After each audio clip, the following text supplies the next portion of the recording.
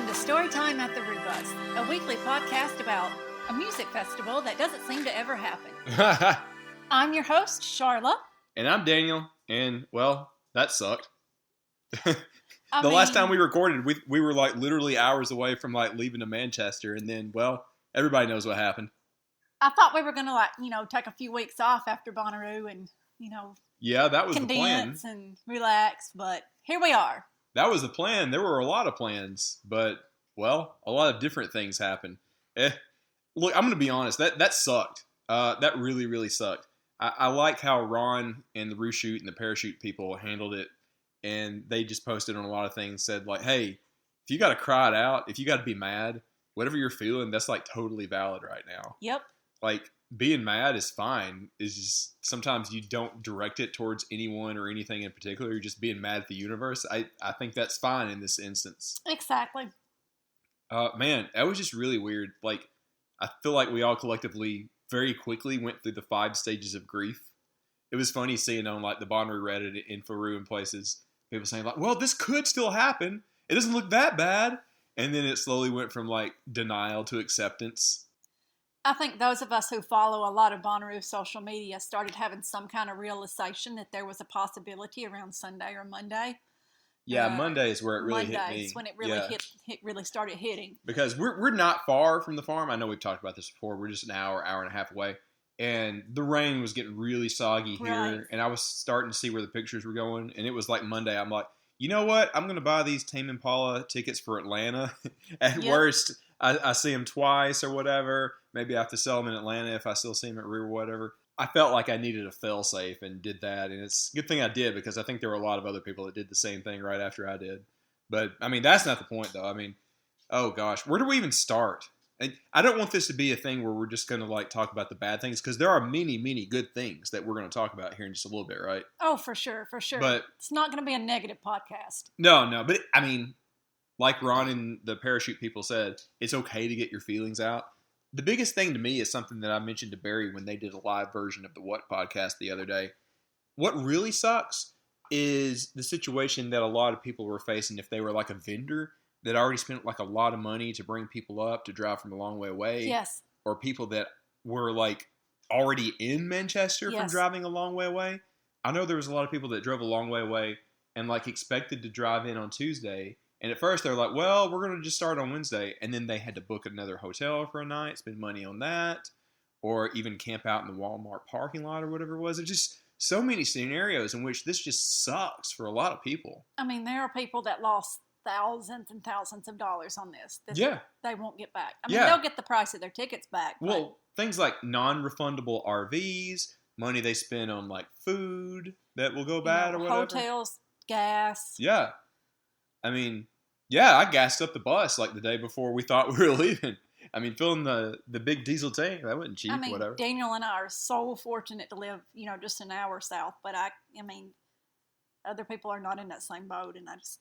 Yeah, it's just a bad situation for so many people. But we do also need to acknowledge that it was, unfortunately, just pretty much unavoidable.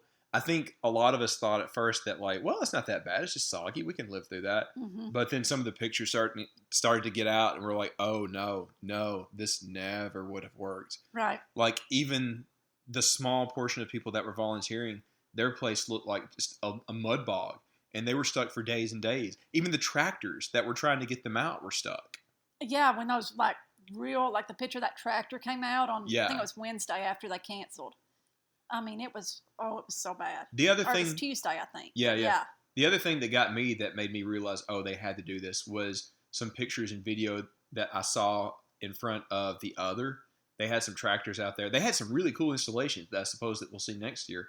But getting that out there turned the front of the Other into a mud pit. Mm-hmm. And I'm like, well, that's just from like a couple of trucks, a tractor. Imagine 80,000 people worth of cars, 80,000 people tromping all over the place. It just, realistically, it sucks, but it just never would have worked.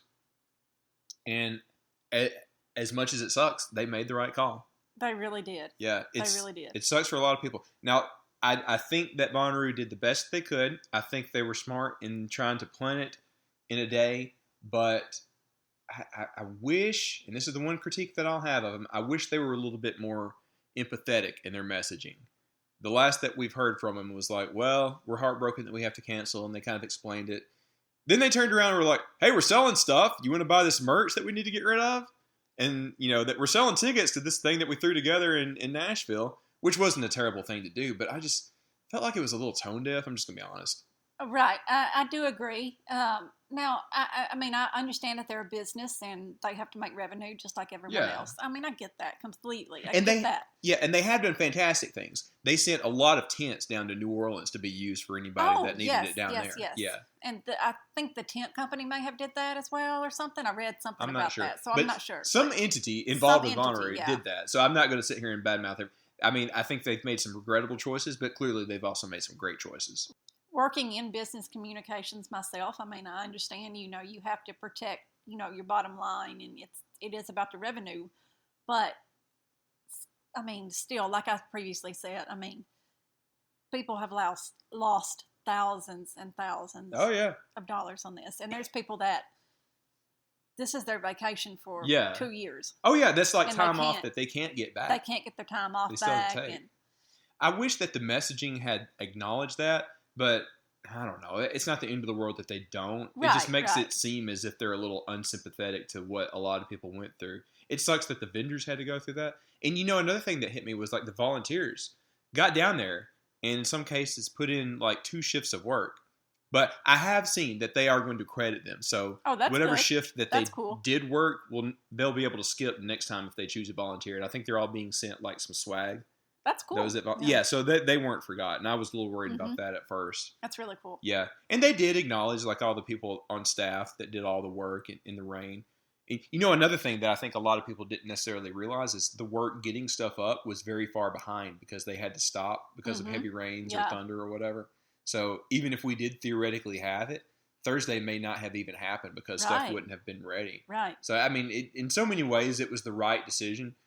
I do wish that they had been a little bit more transparent in their messaging, a little bit more sympathetic in their messaging, but it's not the end of the world. Everybody's still going to get a refund, and before we know it, it's going to be time to turn around and get ready for Rue 22 in June. Right, and just overall, I do believe that they made the right call. Yeah.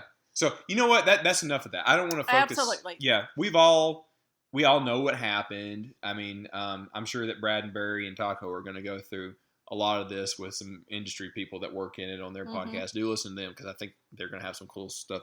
Well, maybe not cool stuff, but educational stuff when it comes to this. Right. But frankly, I think we're just all tired of thinking about it and talking about it because we already know how heartbreaking it was. Do you want to talk about the good things that came out of this? I do want to talk about the good things. Yes. So did you see all of the pop-up events that Bonnaroovians came together and made themselves? Yes. It is the coolest thing. It softens the blow in so many ways. That's the phrase that kept coming to mind for me. I don't even know how many pop-up events that came up. There were so many. I couldn't even keep up with them. Just off the top of our heads, let's see if we can name them. There was Ruan.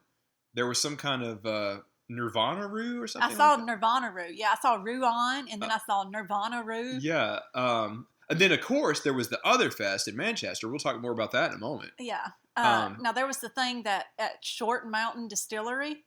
I don't know much about that one. I read a little bit about it. Now, see, that one was. I believe that one was the biggest one. They said they had about 1,000 people there. We need to talk to our friend Christy, which we had her on a few episodes ago. Yeah, she went to that one. Yeah. Actually, we might see her this weekend. So and that one was an actual festival. Like they actually had like a lineup and everything. Yeah. So that one ended up being like pretty big from what I've seen. Now, that one was pre-planned already. They just quickly expanded to take in all these Rue refugees, right? Or did they?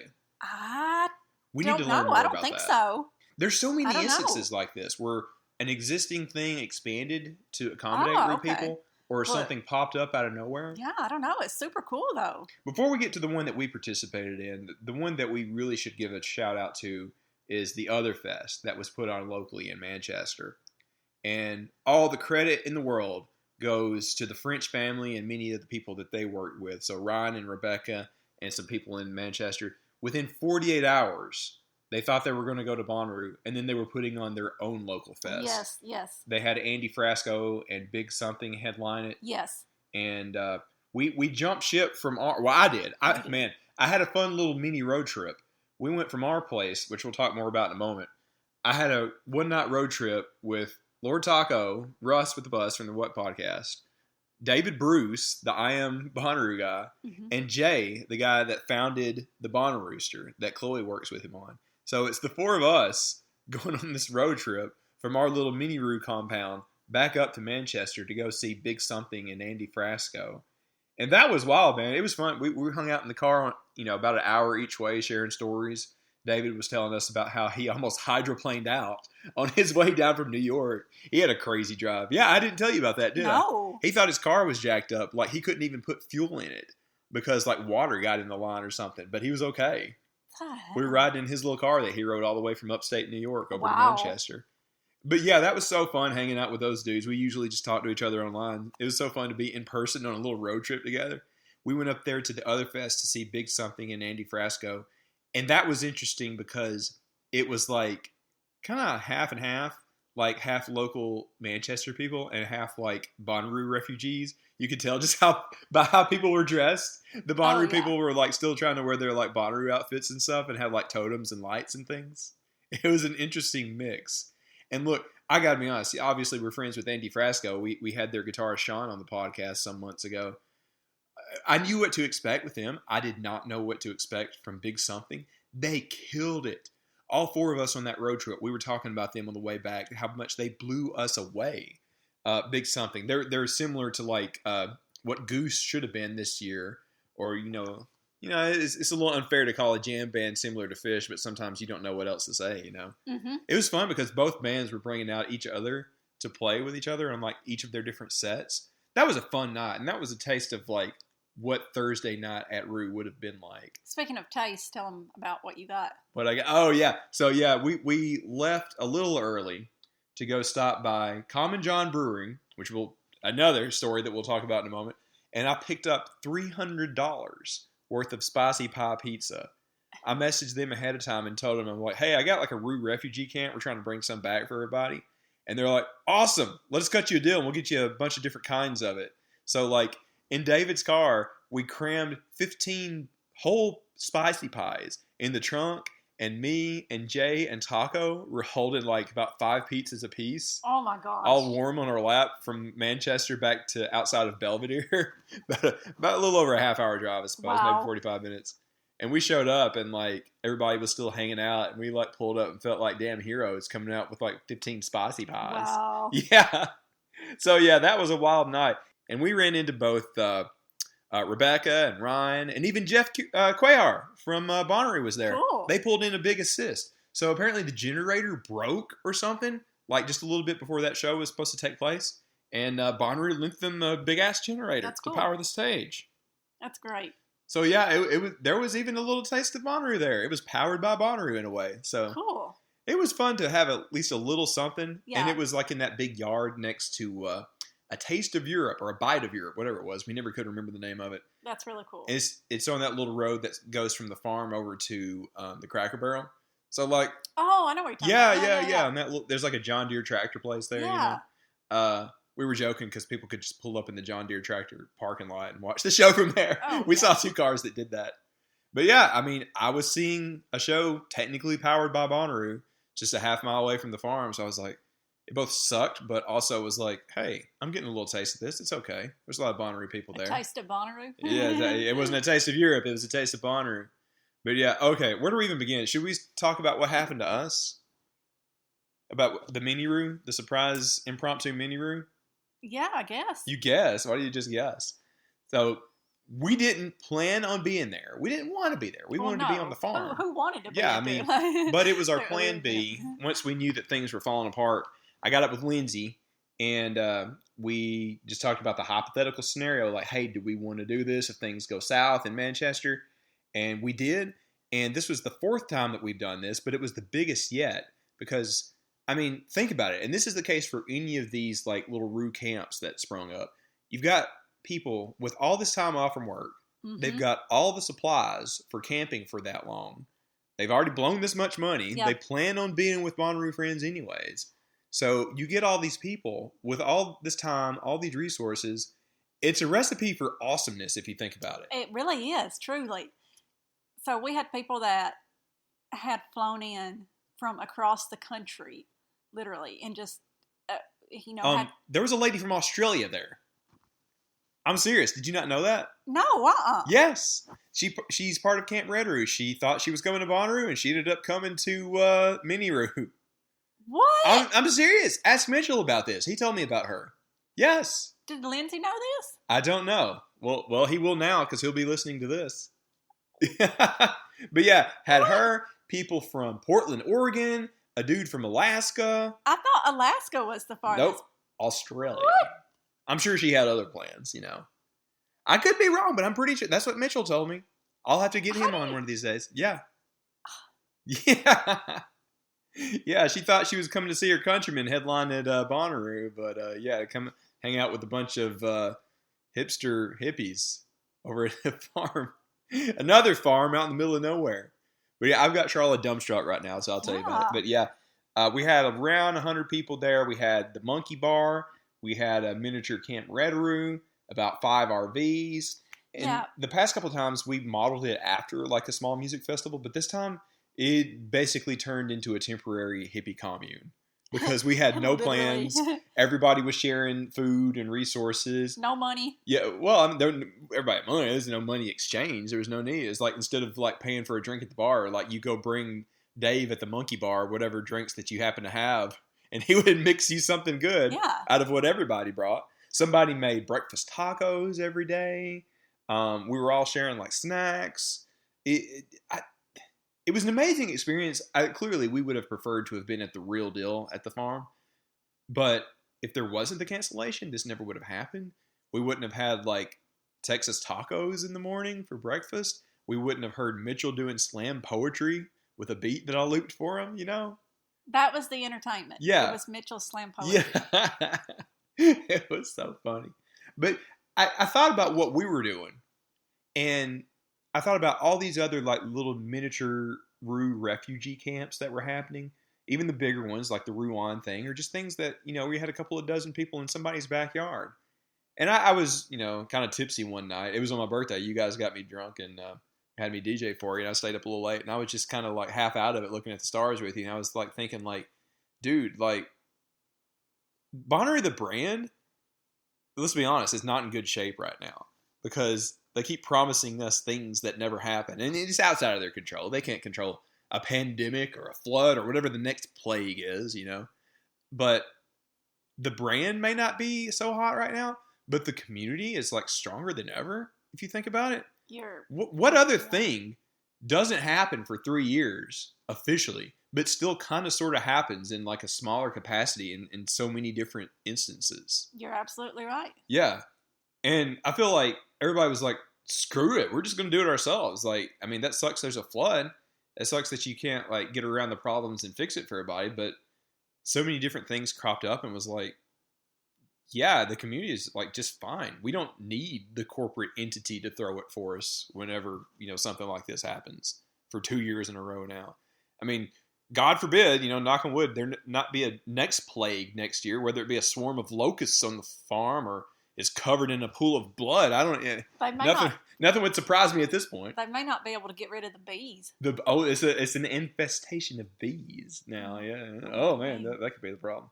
But no, I mean seriously, it'll happen in June. I mean, we don't put too much stock in that. Well, no, I think all of us in the back of our mind knew that this whole September proposition was always kind of on shaky ground to begin with because. I mean, let's face it, the pandemic is not in a good place right now and I'm just going to be honest, I'm sorry if I offend anybody, but people aren't getting vaccinated, so that put this on shaky ground.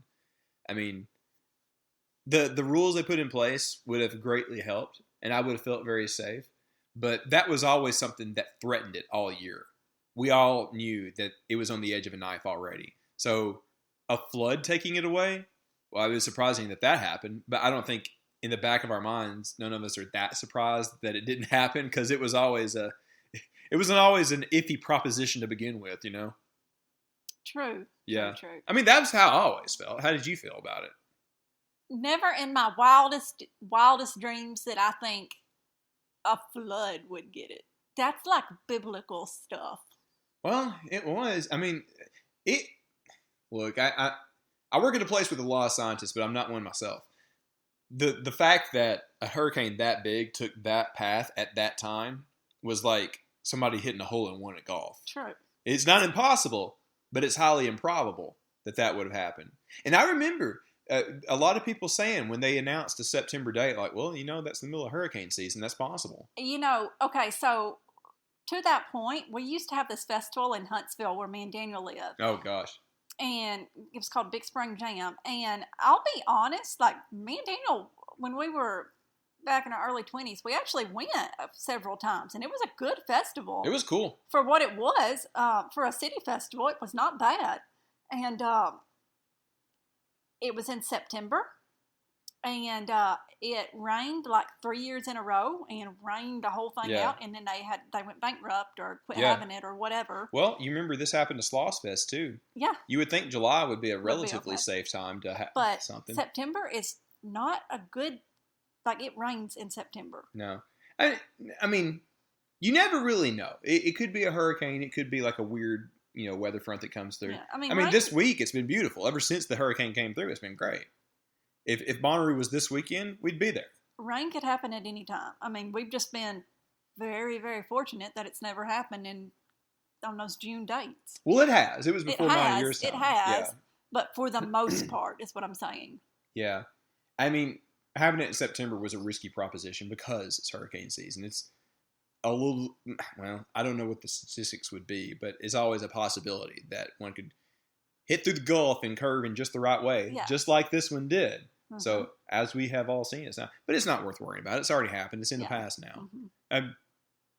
Again, the cool thing is that so many of these things happen. And, it's not that big of a bummer in a way. And I know it is. I know a lot of people was like putting a lot into this and put your vacation time into this. Maybe didn't take a vacation because you were going to do Rue. Right. But at the end of the day, we still get to see friends that we want to see. Right. A lot of the bands that we would have seen at Rue, they're touring, so.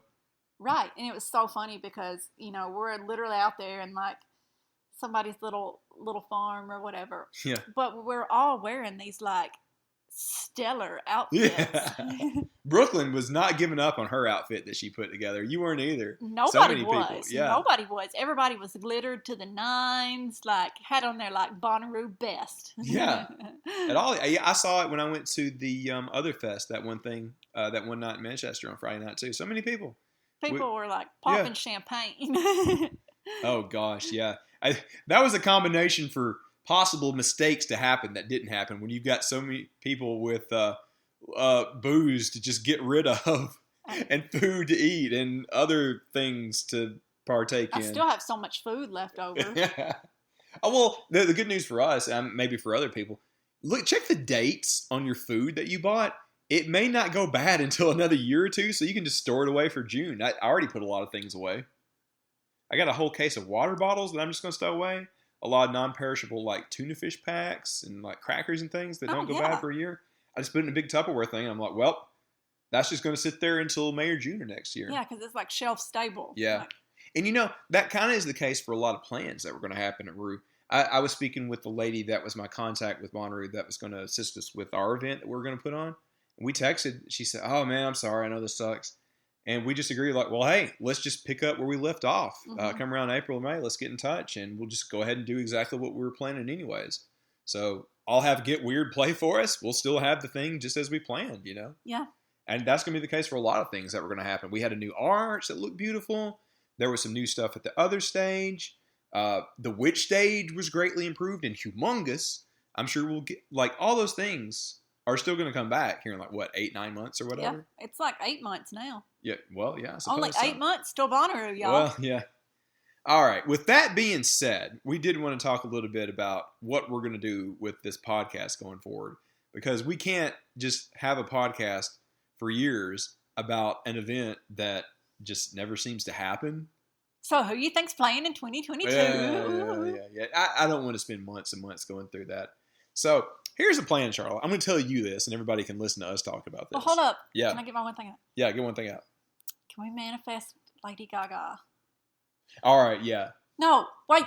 Let's manifest Dolly first. Dolly? I feel like we all been trying to do that anyways. Let's manifest that. That will be the one thing that I will put out there as I think Gaga would be great. Who knows? I mean, that's been secondly, rumored. Who let's knows if that's really Gaga. happened?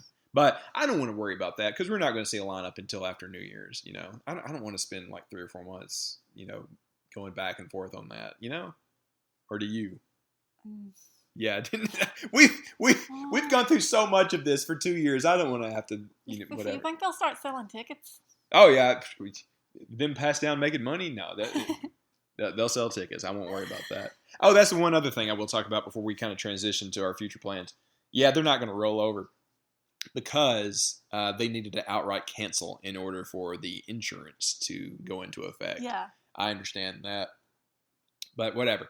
Okay, let's get back to what I was talking about. I wanted to talk with you about what we're going to do with this podcast moving forward, right? Yeah. Because we just can't continue to go on and on about something that just doesn't ever seem to happen. So here's what I'm thinking. I want this to be a podcast that continues to be for Bonnaroovians and the festival crowd, but I want to expand our scope a little bit. Okay. We've done this in the past. Sometimes we had these kind of like after show segments where we would talk about like whatever movie we recommended or something like that. So I'm thinking we're going to pull that into the regular format of the episode. So starting next week, it's going to be a little bit different. So we will still bring on guests and do interviews and things like that. But we're going to talk about like, okay, what did you watch this week? What did you enjoy this week? What's a new album you liked? What was a movie you liked or whatever? Okay. For instance, a couple weeks ago, we saw The Green Knight. And I have been preaching about this movie to anybody that will listen. It's my favorite movie that I've seen in the past 2 or 3 years. It's so good. Yeah, yeah. And last night, you got me to watch Midsummer for the first time. That you had never seen. It was, I enjoyed it, but it was very messed up, and I never want to see it again. We could talk about things like that, but that's going to be a deal. So from now on, we'll talk about festival news and music and live shows and things like that. But each of us are going to bring to the table, what did you enjoy this week? What are you looking forward to? Things that are somewhat outside the realm of, you know, Bonnaroo and the festival world, but still with an eye for Bonnaroovians. So that's something that we're all going to continue to share in common. But we'll talk about what we have enjoyed. Maybe if there was a new movie that came out, we'll do like a review. Or if there was a new video game, me and Brooklyn will talk about that, or whoever else we bring on. How do you feel about that, Charlie? That sounds great. I'm going to have to start listening to better music. Ooh, okay. What have you been listening to lately? Oh, some crap. No, tell me what the crap is. If I pulled up my playlist right now, people would like turn the podcast off. Well, I'm people bad. Would stop listening. I actually need to expand my scope because the scope of the new stuff that I listen to is basically what Spotify recommends to me, and I need to listen to people more so than an algorithm. No, what you need to do is look up Mitchell Paget on Spotify. Oh my gosh! Yes, so and he's got so many playlists, and you can just go through. Mitchell from Camp Redroo is the most eclectic person I know in so many ways, and I love him to death for it. He was bringing around a speaker all weekend at our thing, playing the craziest, weirdest stuff. Like we've talked to him before. We did a whole episode with him where he brings in these weird like jazz things that you never heard of. Like, here's this weird jazz hip hop thing from 1989. Let me tell you all about it. Yeah. And like, it was amazing. I looked him up on Spotify and we just started playing his playlist while we were eating dinner the other night. That's what you need to do. Yeah. I need to get him on for his recommendations and everything. But yeah, that's kind of where we're going to go forward with this. So it's kind of sort of going to be half and half. We'll still talk about what's going on in the Bonnaroo world, especially when there's like news and stuff and something to actually talk about. But we're actually going to move a little more into talking about just a lot of other kind of entertainment. So just think of it in terms of like you're at a campsite with someone and you're just bullcrapping about like the movies you saw, the TV shows you enjoyed, book you read, anything like that. I can review beers. Yes, give me that can. This is something that I got from our mini Red Roo Beer Exchange. This is a Kaleidoscope Kettle Sour from Ghost Train. It says that it is very berry. I'm going to take a sip right now. All right. It's not totally a sour. It has kind of like a crisp taste without being too fruity. I like it. I like sours and fruity beers, but this one is kind of an in-between. I had one last night, and I'm not going to name it because I don't want to trash anybody. I had it, and I hated it. Somebody recommended it to me, and I liked it okay. I was no, I took one drink of this, and I was like, thanks, I hate it. It's just okay. Somebody might love it. It was just not for me. But anyway, that's just one thing. Review beer, sure, why not? But anyway, I just want to give everybody a heads up. Yeah, that's where we're going to go. So I did think about taking a couple of weeks break, but why not? I still like doing this. And for those of you that are Patreons, there was one extra thing that was taken out this past month. That is my bad. I meant to cut it off right before we went to Bonnaroo, but as you know, last week got crazy. So that extra payment will go directly back into the Bonnaroo Works Fund. And for those of you that did, thank you so much for contributing. We made the big donation to the Bonnaroo Works Fund last week or week before last, whatever it was. Time has no meaning anymore since there was no Bonnaroo. I'm going to cut that off this month. It may return in the future with a different focus. So it'll be at least a month on that if anybody wants to return as being a Patreon. Let me wrap my mind around what we might want to do with that. Me and Charlotte will confer and think of what we want to do.